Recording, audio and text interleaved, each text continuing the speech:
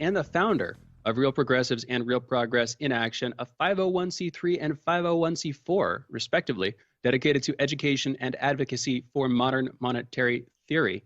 Steve, thank you for joining us. How are you doing this morning? Hey, I'm doing great, guys. How are you? Good, and better for having you with us. First up, before we get into the conversation, I just want to congratulate you. I saw you on Jimmy Dore's show the other night, just a couple of nights ago. That was a big hit. Yeah. So anyway, good job, man. I'm sure that was, that's a big platform, especially right now with the Medicare for All debate going on. I'm curious. Do you want to weigh on that before we get into economic issues?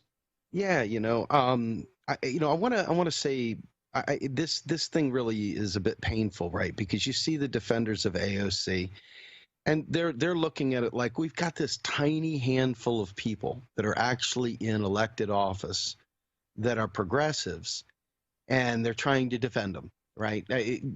Ill-advisedly, whatever, but that's that side, right? And then on the other side, you've got people righteously saying, God damn, we're in the middle of a pandemic. The leadership here is not doing anything for us. You've got some power in your hands, use it. And so, the unfortunate thing is people are trying to make AOC a revolutionary.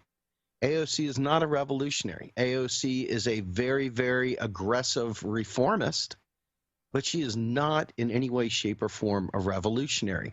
She has indicated nothing but being willing to be part of the Bernie Sanders plan of trying to take over the Democratic Party. She's not in any way, shape, or form raising her fists trying to lead the people out of the Democratic Party. She's trying to change the Republican Party, just slipped there, the Democratic Party from the inside. So I think that if we're looking for a revolutionary leader in AOC, that is an incorrect way of viewing her as not only a politician, but as an activist or a leader of sorts, a public servant in any way. That's not to diminish or to lift her up any higher. It's just to put it in its right context. If you're not looking for someone to try to help reform the Democratic Party, then she's not your girl. That doesn't diminish what she's trying to do. It's just don't try to make her be something she's not. And I think you'll find her to be more powerful in the space that she's trying to inhabit than the one that you think she should be in that she's choosing not to. Excellent point. Excellent point. Like basically the outcome and whether or not you think the outcome is good or bad is determined by the expectations. And if you're expecting her to be something she's not, you're going to be greatly disappointed. Not to mention, you're not going to get, what you want out of that. But however, she is vital and necessary because even if you got what you want, would need some way to articulate that stuff into law in order to shrine your gains. And so I think my thing with this is I entirely agree with the Dore stuff. I've even made arguments for it on the show. I made arguments for it on my own show, saying that this is right. The conversation and this argument should have taken place going back to Biden. And we lost something out of it, that this very specific conversation. Because basically people are saying now, look, I don't care if the Republican takes the Speaker of the House if you're not going to do your job on Medicare for all. That should have been said for Biden. That should have been said for Biden. Because at the end of the day, Biden is the one, not Pelosi, that has the capacity to put Medicare for all. Day one, executive order. Take me to court. Take me to court in the middle of a pandemic and rip it away from all of those people. Biden is the guy. And so I get it. I guess my thing with this is what I didn't like and what I don't like is Dore's behavior on this. I really don't like it. I think it's appalling. And you can be correct in your assessment. You could be correct in what you're saying and the pushing and everything else. But it becomes different when you are vitriolically attacking people who've been doing and fighting for the last 20 years and been involved in all of this. And for the most part, fundamentally agree to the tune of like 90-something%. But because it's not exact, because it's not specific, at that point, they're hacks, they're this, they're that. You have all of the people attacking them because they don't agree with it in the exact specific way. It's a cancel culture that ends up on the left pushing for these issues. That's been my only qualm with this. I don't think these people are our enemies just because they have a small modicum of difference in regards to the way they see it or nuance. How have you seen this? Because I know you yourself have been accused of being a bit aggressive in the past. I haven't seen that recently. Yeah, you seem to turn on a new leaf recently. But how do you see that? I mean, do you see that as being productive? I don't see that being productive at all. In fact, I see it as being counterproductive. Well, so, okay, let me tell you where I differ with you, and it's only in degrees. When you are doing something that is not just reporting the news, when you're trying to agitate and create space, you don't always get notified. You get no cred, you get no pub, you get nothing if you do it gently. And I kid you not, I've tried it.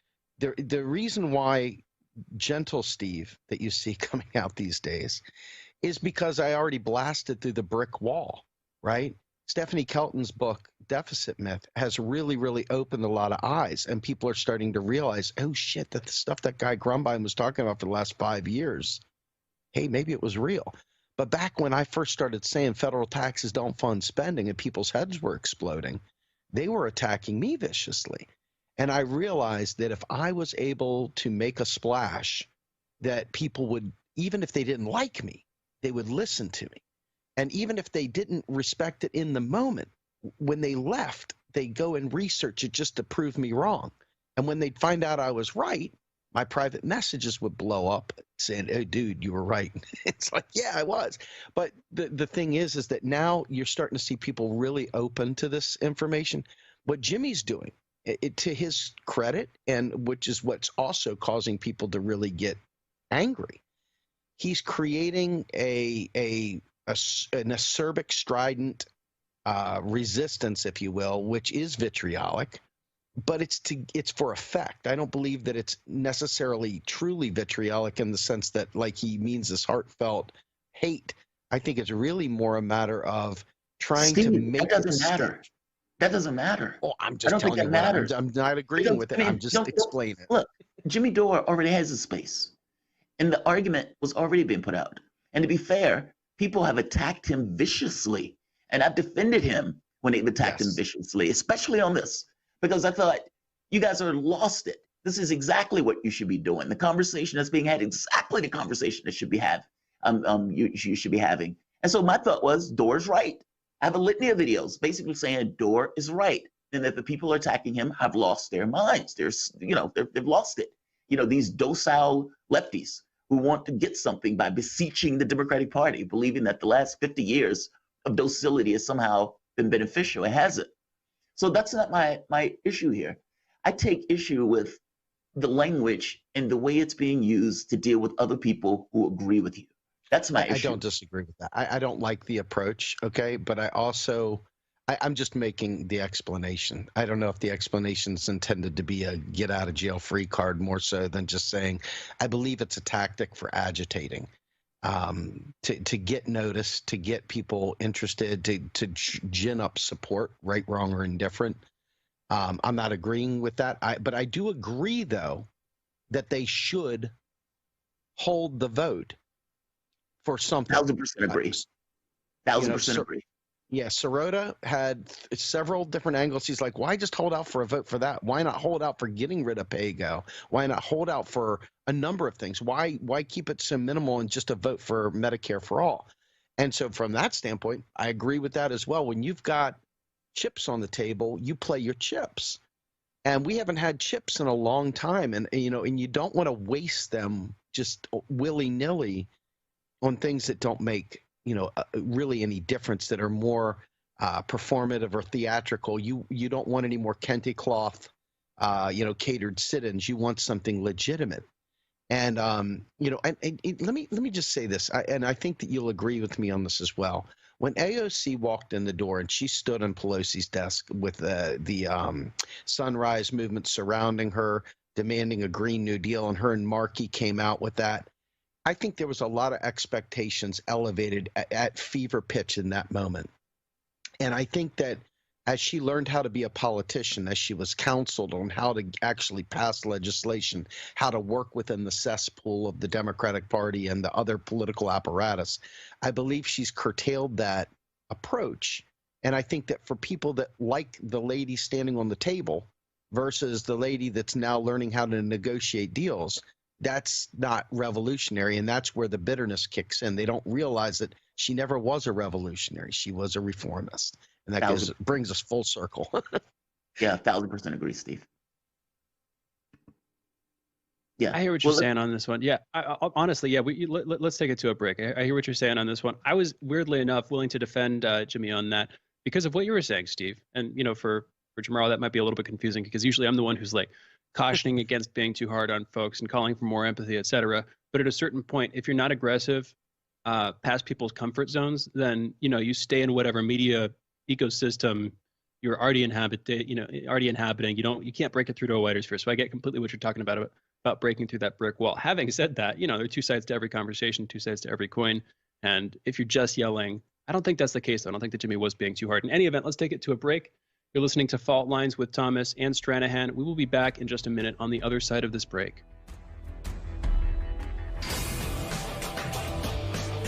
Fault Lines. Tough questions are the most powerful weapon we have. As long as you have questions, we'll keep asking.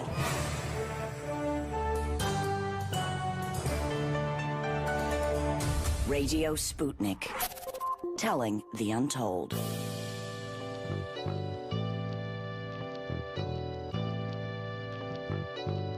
What's the most important hour of the day? It's the Critical Hour with Dr. Wilmer Leon. On this show, we don't just deliver the latest headlines. We divide the real from the fake. Tune in to hear from some of the most brilliant political minds of today. Get in-depth news and analysis that goes beyond the surface and dig straight into the details.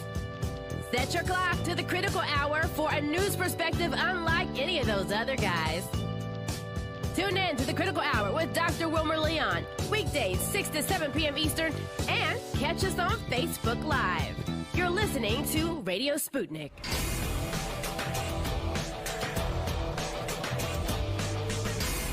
Fault Lines. And we're back. You're listening to Fault Lines with Thomas and Stranahan, and we are joined by our guest, Steve Grumbine. He is a political, economic, and social justice activist and founder of Real Progressives and Real Progress in Action, a 501c3 and 501c4, respectively, dedicated to education and advocacy for modern monetary theory. By the way, you can follow Steve on Twitter at SDGrumbine and at Real Progress US, two different accounts there. Steve, thank you again for being with us. I want to turn slightly. We're talking about Medicare for All, Jimmy Dore, AOC, and political tactics more generally. Last segment. I'm curious. We can get into economics, maybe the stimulus bill, planned stimulus bill in talks right now. I'm curious, though. What's your take on this whole fourth industrial revolution, great reset thing? It seems to be mostly restricted to folks on the right, but frankly, just a lot of folks from every political corner are talking about it. World Economic Forum, world economic change more broadly. Just briefly, what's your take on this? Do you put any credence in it, this idea? I think that anytime there is chaos, and I think anytime there is, despair and just genuine, misery, there's going to be people rattling for change. The idea that, suddenly, we're going to have a crypto world and suddenly we're going to have, this private world, or this group over here is going to be doing its thing. This other group's going to be doing their thing. I don't think that that's going to be any different than normal. I think there's always innovation. I think you see some, I think Bitcoin went over 20,000 yesterday or today. I'm not sure which.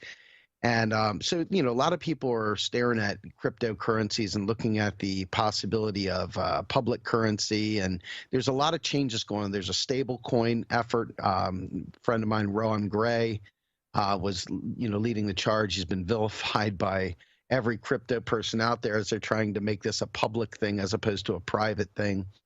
I'll be honest with you, stuff's going to happen. To what degree it happens, I don't know. In a slightly divergent sense, we are looking at autonomous vehicles. I know this is a little bit of a diversion, but I want to tie it back in. And, autonomous vehicles, connected and autonomous vehicles had several ways of going about it with DSRC radios and cellular.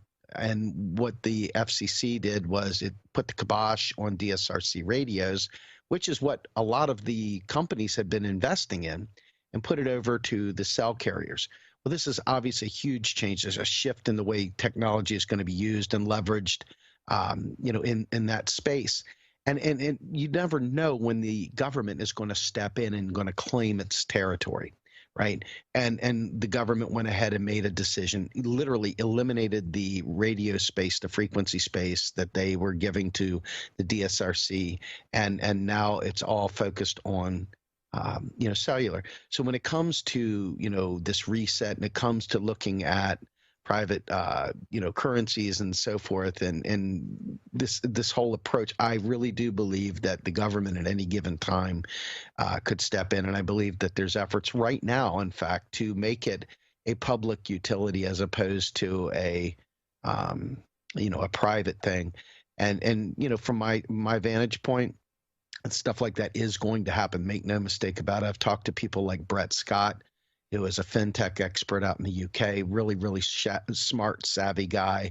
Rohan, of course, and Nathan Tankus, and also a gentleman named Raul Carrillo.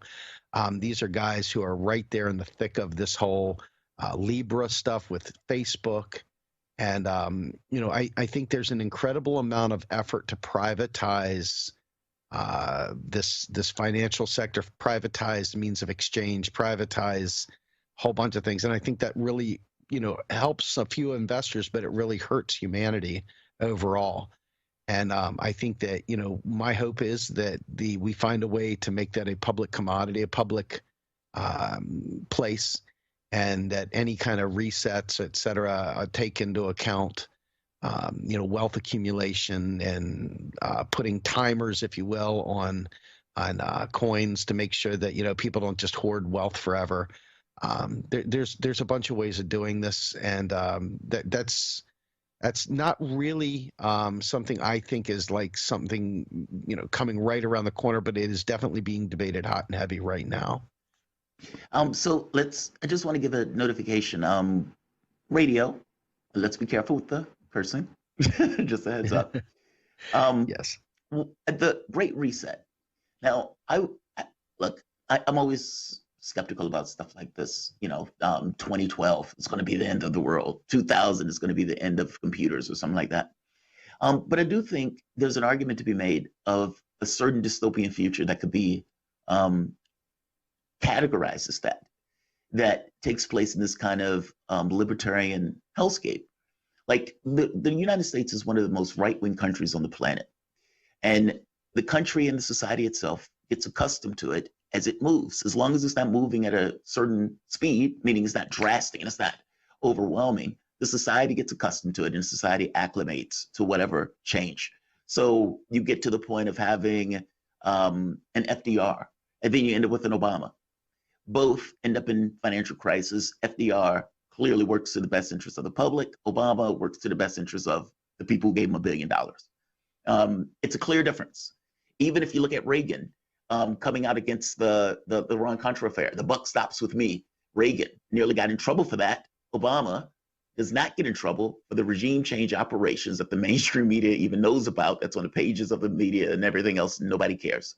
I guess I'm saying it seems that the countries get worse. And as long as the momentum is not drastic, that the society gets accustomed to it as each successive generation. I guess the reason I'm going here is because I'm making this point about technology and the way that we have all of these people losing their jobs because of it. And what does this mean for labor? And what happens when it gets to the point where labor is not one of the main drivers, technology is. And if these people want to strike, well, so what? The robots are doing the main jobs. The robots are doing the infrastructure. The robots are ensuring that the people can get through. When you go to McDonald's, that's a robot that's making a sandwich. Meaning labor get diminished to the point where the strikes and those type of things lose effect because the capitalist class basically maintains its domination over all of the supplies and equipment as they get automated. I guess what I'm saying here is it possible to get to this kind of dystopian world where technology and where software and basically robotics and AI allows the 1% or the 0.01% to own all of the stuff while simultaneously not necessarily needing workers to do the job, having robots to do it? To me, that is extremely dystopian.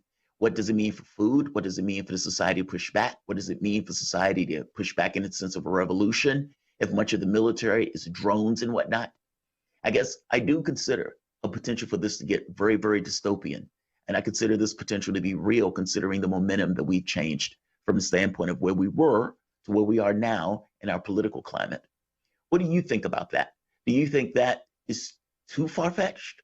Or do you think that based on the momentum that we're going, you can kind of see how this notion of the oligarchs wanting technology to be used for that explicit thing of minimizing or mitigating workers?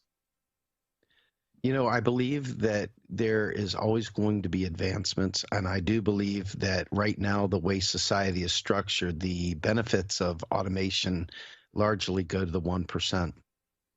So I could see the need for a quote-unquote great reset on many levels, to make life fair, to make automation a public utility, to make the public benefit from this. Do I think that the oligarchs would like to eliminate any kind of friction with labor and so forth? Absolutely. Do I think they see UBI and things like that as their way of enabling that? Yes, I do. Do I believe that that's in our best interest? No, I don't. I really do believe that there is work out there that, regardless of how many robots there are, whether that work looks like what we think of work as today, where we're chasing a dollar for the man, that doesn't necessarily have to be the way it is. A lot of socially beneficial work is left undone because the man doesn't see it as a profit motive. He doesn't have a profit to gain from it, so it's not attended to. But this is where public employment, where serving the needs of the community, can take over. And I think that there is always going to need to be people that fix the robots. And I think that there's probably going to be opportunities for care work and a whole host of other things that we, as regular people, will always need to do. It's just a matter of who's going to be paying that bill. Is it going to be a private sector, which is going to be looking for profit motive? Or is it going to be the public sector, which has no profit motive whatsoever and could just simply fund that work? And I think it's going to be the latter. Doesn't the public sector almost inevitably have a profit motive in the just simply in the fact that we are human beings operating in a society that rewards certain things with money or power or any kind of gain in an abstract sense? Like, isn't that just as true for people and organizations operating in the public sphere as it is for people and organizations operating in the private sphere? No, so Steve, so the public space has absolutely no profit motive. They don't gain a thing from profit. The government spends that money into them. That's their budget, and they spend it on whatever they do. The people that are working there earn a check for what they do. Profit is surplus labor. I mean, you're talking about surplus value there. That right there is given off. Well, the government doesn't have to do that. The government can just spend the money that it wants to spend on whatever it wants to fund, period. And that could be good, high-paying jobs that it wants to fund. Scientists, doctors. I mean, we need plenty of doctors. We need nurses. We need lots and lots of that stuff that's completely not met right now. And complete. Oh, I'm sorry, Steve. That was a break. I'm sorry. Please finish. No, I'm just saying I believe that there is an incredible amount of work out there, but when the public funds it, for example, if we fund research, we the government, if you consider we the people, the government, we there's no profit motive there. We're spending that money into existence. We can make more money out of thin air.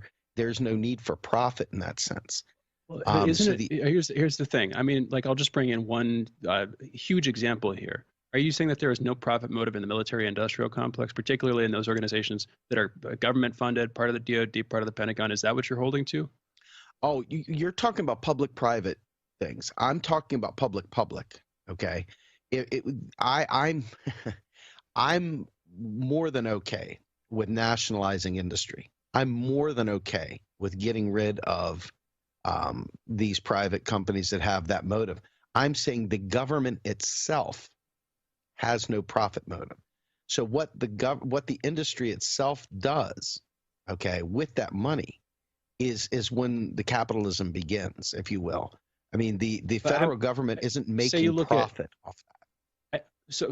Here's the thing. I mean, pretty much inevitably, the money that gets spent, whether it's spent on services, it is either spent through people or it's spent on salaries. Like you have a bunch of government employees, including in the military-industrial complex, including in the Pentagon, like we were just talking about, who are paid fairly well, who have either a sinecure, in which case they're not really having to do that much work, but they just sort of have that seat and they're rent-seeking on that seat. Or, you know, they do some work, but they might be paid more than they would if by some magical means this were operated privately. But regardless, they have a profit motive. And bureaucracies, organizations, whether they're in the public space or the private space, are sort of always trying to get more money, as far as I can tell, so that they can continue to fund and so they can pay more to their employees. Like, isn't that just, I mean, you say that the federal government as such has no profit motive, but don't all of the personal components, all of the people in the government, whatever agency they're a part of, have their own profit motives? Like, doesn't that hold just as true? What's your take on that, Steve? We've only got a couple of minutes left here.